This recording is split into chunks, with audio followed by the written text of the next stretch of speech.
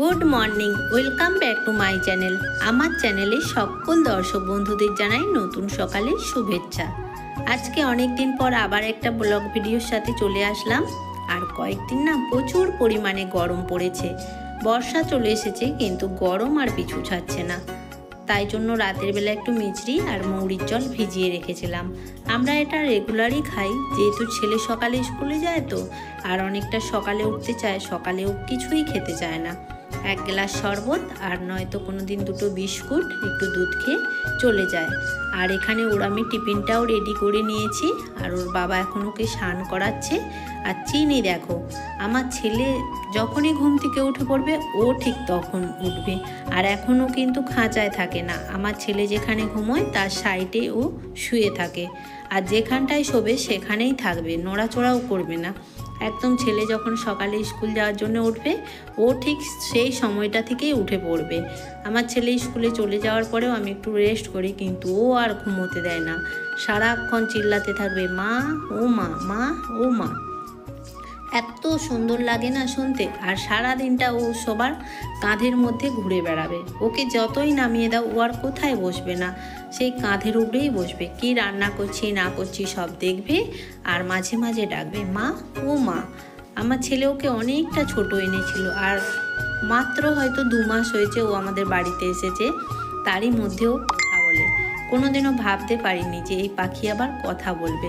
প্রথমে এমা এমা করতো, এখন মা বাবা দাদা বলে। আর এত সুন্দর লাগে। আর এই পাখিটার নাম কি জানি না, তবে অনেকেই বলেছে শালিক পাখি। তোমরা যদি জেনে থাকো অবশ্যই কমেন্টের মাধ্যমে জানাবে। আর ছেলেও দেখো এই যে একদম রেডি স্কুল যাওয়ার জন্য। তো কিছুক্ষণ আগে দেখো মেঘলা করেছিল, এখন আবার একটু রোদ বেরিয়েছে, জানি না পরে কি হবে। আর প্রচণ্ড পরিমাণে কিন্তু গরম। এখন ছেলে স্কুলে চলে যাবে, তারপরে বাদ বাকি যা বাড়ির কাজকর্ম আছে করব। তোমাদের দাদা ভাইও বাজার চলে যাবে। ছেলে স্কুলে চলে গেছে, আর এখনও সব কাজ আমি কমপ্লিট করিনি, শুধু ঝাড়ুটা দিয়েছি আর বিছানাটা তুলেছি। তারপর চা নিয়ে বসে পড়েছি, কারণ চা খেয়ে তোমাদের দাদাভাই আজকে বাজারে যাবে, আমি যাব না, ও একাই চলে যাবে। ততক্ষণে আমি যে বাড়ির বাকি কাজগুলো আছে সব সেরে নেব। তোমাদের দাদাভাই চা খেয়ে বাজারে চলে গেছিলো, আর বাজার থেকে চলেও এসেছে। ততক্ষণে আমি বাড়ির সব কাজ কমপ্লিট করে নিয়েছি। আর আমি বাজারে যাইনি, কারণ বৃষ্টি হচ্ছে, এই রোদ হচ্ছে এই বৃষ্টি হচ্ছে। আর এখন যা মেঘ অন্ধকার হয়ে আসছে, মনে হচ্ছে আর বৃষ্টি থামবে না। আর কি বাজার এনেছে চলো দেখি। মনে হচ্ছে ভালোই এনেছে, তবে কি সেরকম কিছু বাজারে পাইনি। একটু ঝিঙে শসা, আর এখানে বাজারে না সেরকম কিছু পাওয়াও যায় না, রোজকার একই সবজি। এখানে পটল এইসবগুলো না পাওয়া যেতে চায় না, মাঝে সাঝে পাওয়া যায়, তবে দাম দিলেও কিন্তু পাওয়া যায় না। স্বাদে স্বপনে এক আধবার আসে তখন কিনি। আর সাথে দুটো ডাবও এনেছে, যেহেতু খুব গরম পড়েছে না, এখন এই ডাব খাওয়া খুবই উপকার। চলো বাজারগুলো এখন গুছিয়ে নিই। আর সাথে একটা রুই মাছও এনেছে, মাছটাও কাটা ধোয়া করতে হবে। আর এই মাছ আনলে না একটু দেরি হয়ে যায়, ধোয়া কাটা বাছা, তারপরে মাছ কাটার পরে একটু ঘরদরগুলো পরিষ্কার করে মুছে নিলে ভালো লাগে, না হলে না ভালো লাগে না। আর মেয়ে মানুষের কি নেবে, একটার পর একটা কাজ হাতের কাছে ঠিক রেডি হয়ে পড়ে। এখন মাছ বাছবো, তারপর ঘরদর পরিষ্কার করে রান্না, তারপরে স্নান খাওয়া দাওয়া সব আছে। আবার ছেলে স্কুল থেকে লাঞ্চ করতে চলে আসবে, অনেক কাজ। তো চলো এখন মাছটা বেছে ধুয়ে পরিষ্কার করে নিই।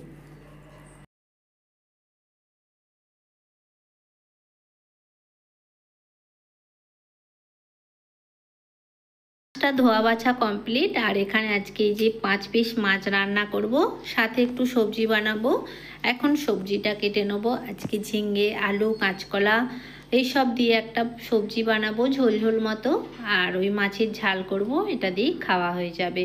তো চলো এখন সবজিগুলো কেটে নিই, তারপরে রান্না বসিয়ে দেবো।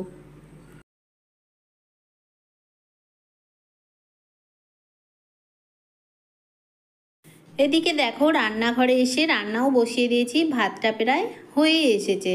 আর এখানে আজকে বললাম তো ঝিঙে আলু সব কিছু দিয়ে একটা মাখা মাখা ঝোল বানাবো, আর মাছের কালিয়া করব। এই দুটো সবজি দিয়েই আজকে খাওয়া দাওয়া করব, আর কিছুই বানাবো না।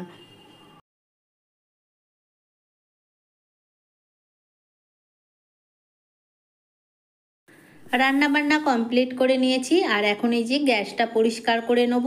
তারপরে রান্নার যে কটা বাসন বেরিয়েছে ওগুলো ধুয়ে পরিষ্কার করে নেব। রান্নার পরে রান্নাঘরটা একটু গুছিয়ে নিলে কাজটা কিন্তু অনেকটাই এগিয়ে থাকে, আর পরে যদি এই কাজগুলো করি আর ভালো লাগে না। রান্না করার পর গ্যাস ট্যাস পরিষ্কার করে নিলে কাজটা অনেকটা এগিয়ে থাকে। আর এখনও অনেক কাজ আছে, এখনও ঘরদর মুছবো, তারপরে স্নান করব, জামা কাপড় কাচবো, তারপরে খেতে বসবো। আর বাইরে না প্রচুর মেঘ করেছে। সকালে একটু রোদ হয়েছিল হালকা, তারপর থেকে পুরো মেঘ কালো হয়ে আছে আর বৃষ্টি তো হয়েই যাচ্ছে। এই যে এখন ঘরদর মুছে নেবো, আর বৃষ্টি হলে ঘরদর পরিষ্কার করতে একদম ভালো লাগে না, কেমন একটা ভিজে ভিজে লাগে। কিন্তু মাছ বেছেছি, যেহেতু আজকে মাছ আনা হয়েছিল আর বাড়িতে বাচ্চা থাকে, ওই জন্য ঘরটা একটু একদম শুকনো শুকনো করে মুছে নেবো। তারপর কাচাকুচি করে স্নানটাও আমি সেরে নেবো। তো দেখো আমার সব কাজ কমপ্লিট, স্নানও হয়ে গেল, কাচাকুচি ঘরদোর সব পরিষ্কার করে নিয়েছি। আর কালকে রাতেও আমি কিছু কেচেছিলাম, আবার আজকেও কেচেছি। বেশিরভাগ আমি রাতের বেলায় কেচে বারান্দায় মিলে দিই, বারান্দায় রোদ লাগে সকালে পুরো শুকিয়ে যায়। আর যেহেতু 3-4 দিন ধরে বৃষ্টি হচ্ছে তো জামা কাপড় শুকাচ্ছে না, তাই অল্প অল্প করে কেচে নিচ্ছি। আর 3টে মানুষের জামা কাপড় রোজের তো 3-4টে করে বেরোচ্ছে, আর ছেলে আছে।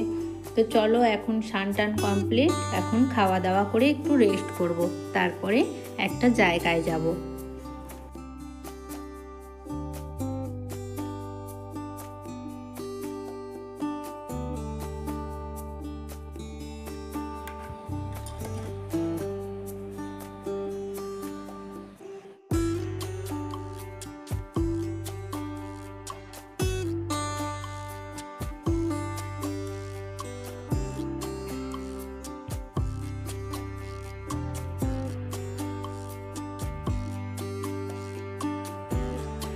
তো খাওয়া দাওয়া করে একটু রেস্ট করে নিয়েছিলাম, আর তারপরে ছেলেও স্কুল থেকে চলে এসেছিলো। এরপরে আমরা তিনজনে এই যে চলে এসেছি স্টেশনে। স্টেশনে এসেছি একটাই কারণ আমরা কালী পুজোর সময় দেশে যাব, তার জন্য টিকিট কাটতে। দুর্গাপুজোতেই যেতাম, কিন্তু দুর্গাপুজোর পরেই ছেলের এক্সাম আছে, আর যেই দিন ছেলের এক্সাম শেষ হবে সেই দিন সন্ধ্যাতেই আমরা গাড়িতে উঠবো, সেই হিসাবেই টিকিট কাটা হয়েছে। আমার বরটা অনেক দিন দেশ যায়নি, আর আমার শ্বশুরমশাইয়েরও শরীরটা ভালো নেই, তো ওরও তো বাবা মাকে দেখতে ইচ্ছা করে, আর বাবুও খুব বাড়ি করছে দেশে যাবে, তার জন্য কয়েকদিনের জন্য আমরা দেশে যাব। তো এখন টিকিট কেটে নিই। এটা হচ্ছে দেখো গোদাবরী স্টেশন, অন্ধ্রপ্রদেশের গোদাবরী স্টেশন। এখন টিকিটটা কেটে নেবো, কেটে তারপরে কিছু শপিং করব, তারপরে বাড়ি যাব।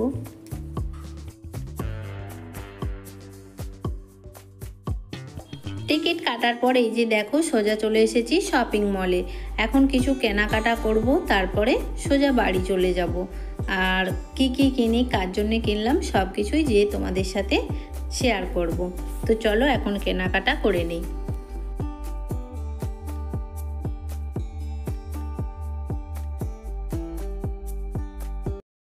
তো দেখো শপিং করে বাড়ি চলে এসেছি, আর এসে চেঞ্জ করে বসে পড়েছি কি কি নিয়ে এসেছি তোমাদেরকে দেখাবো বলে। আর প্রথমেই আমি দেখাবো বাবুর জন্য আমি কি কিনেছি সেগুলো, আর কার জন্য কি কিনেছি সবই দেখাবো। আগে বাবুরটা দেখিয়ে নিই। বাবুর জন্য এরকম 3টে হাফ প্যান্ট নিয়েছি, যেহেতু দেশে যাব তার জন্য। এই হাফ প্যান্টগুলো কোয়ালিটি কিন্তু খুবই ভালো, আর কাপড়টাও খুব সুন্দর, একদম কটনের। এই প্যান্টগুলো এক একটা নিয়েছে 220 টাকা করে। আর এখানে দেখো এরকম একটা টুপি দেওয়া গেঞ্জি নিয়েছি, এই গেঞ্জিটা ওর খুব পছন্দ হয়েছে। এই গেঞ্জিটার দাম নিয়েছে 650 টাকা। আর এখানে এইরকম ধরনের দুটো নিয়েছি বাড়িতে পরার জন্য, এই গেঞ্জিগুলো নিয়েছে 375 টাকা করে। আমার এই কালারটা কিন্তু বেশি ভালো লেগেছে, আর ব্লুটা তোমাদের দাদাভাই পছন্দ করেছে। আর এই সাদা টি শার্টটা দেখো, এটা নিয়েছি, এটার দাম নিয়েছে 475 টাকা। আগের বছর দুর্গাপুজোতেও এরকম একটা দিয়েছিলাম, আর সেম এবছরও নিয়েছি। আর এইরকম একটা জিন্স নিয়েছি, ও ফুল জিন্স পরতে পছন্দ করে না, কিন্তু এবছর একটা নিয়েছি। এই জিন্সটার দাম নিয়েছে 650 টাকা। তো এগুলো গেল বাবুর। এবার তোমাদের দাদাভাই কি নিয়েছে চলো দেখাই। ও এই বছর নিয়েছে দুটো হাফ হাতা শার্ট। ও ফুল হাতা পরে, কিন্তু এই বছরও হাফ হাতা নিয়েছে। আর এই কালারটা দেখো, কালারটা কিন্তু খুবই একটা মিষ্টি কালার। জানি না ফোনের মধ্যে কেমন লাগছে, কিন্তু খুব সুন্দর কালার। এরকম একটা শার্ট আর একটা নিয়েছে ব্ল্যাক। ব্ল্যাকটা কিন্তু আমি ওকে পছন্দ করে দিয়েছি। আর সাথে দুটো ম্যাচিং করে ফুল প্যান্ট নিয়েছে। তো এই ছিল কেনাকাটা। আর আমি কিছুই নিইনি, কারণ প্রত্যেক বছরই কাপড় নেওয়া হয়, তো আলমারির মধ্যে প্যাকেট হয়েই পড়ে থাকে একবার করে পরে। যেহেতু এখানে সেরকম পুজো হয় না, একটা হলেই সব বাঙালিরা মিলে পুজো হয়, ওখানেই দু একদিন যাই, তো ওই কাপড়গুলো পরেই কাটাবো। আর দেশে যাওয়ার সময় একটা ড্রেস নেবো, ব্যাস এটাই। আর এই বছর শাড়ি জামা কিছুই নিইনি, কারণ এই বছর অন্য কিছু নেবো। আর কি নেবো সেটা কিন্তু অবশ্যই তোমাদেরকে ভিডিওর মাধ্যমে দেখাবো। আর এই ড্রেসগুলো একটু দাম নিয়েছে ঠিকই, কিন্তু শপিং মল থেকে কোনো জিনিস কিনলে কোয়ালিটি কিন্তু খুবই ভালো হয়, পরেও আরাম পাওয়া যায়। তো আজকের মতো এখানেই টাটা। সবাই ভালো থেকো, সুস্থ থেকো। আর সব মার্কেটিংগুলো কেমন হয়েছে অবশ্যই কিন্তু কমেন্টের মাধ্যমে জানিও।